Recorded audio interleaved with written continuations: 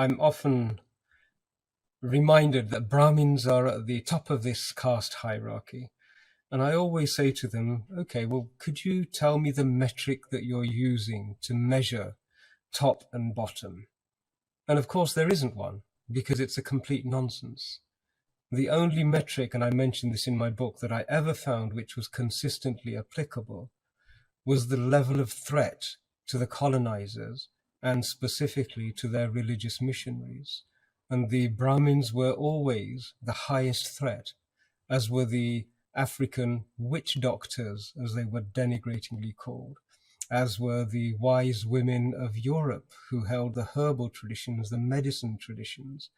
Each and every one of these was the highest threat to missionary activity through theocracies which wanted to control power. And so they designated the highest threat as being the highest in the appropriate social structure.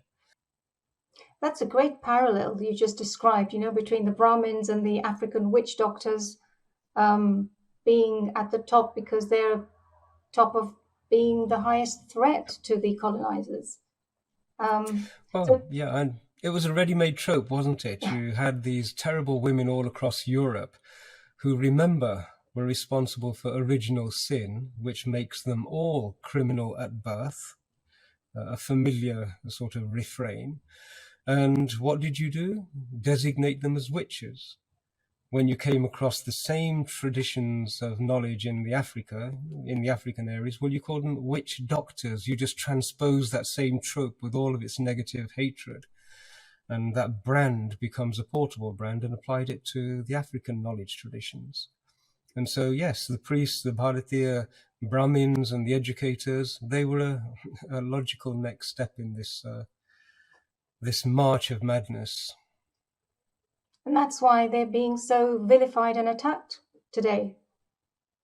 Well, it's that famous statement, isn't it? When the slave whips themselves, then the master's work is done.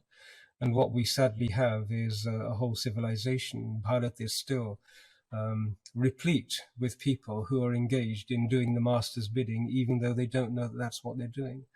And so, like I said, once we have the space to deal with this, we will then turn to our own brethren and heal these wounds and embrace each other, support each other, and then look outwards and rebuild Bharat in the manner in which our ancestral arc and the direction in which our ancestral civilizational arc was taking us.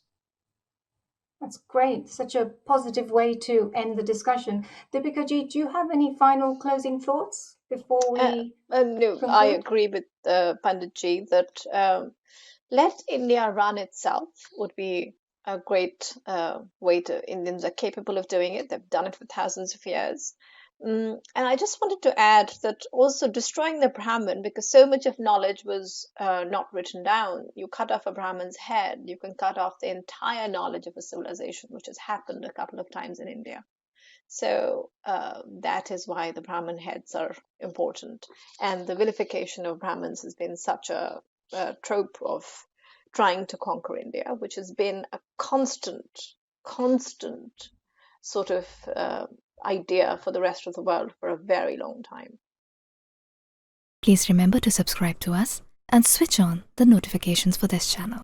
For our other social media links, more content, and to support our work, please visit citti.net.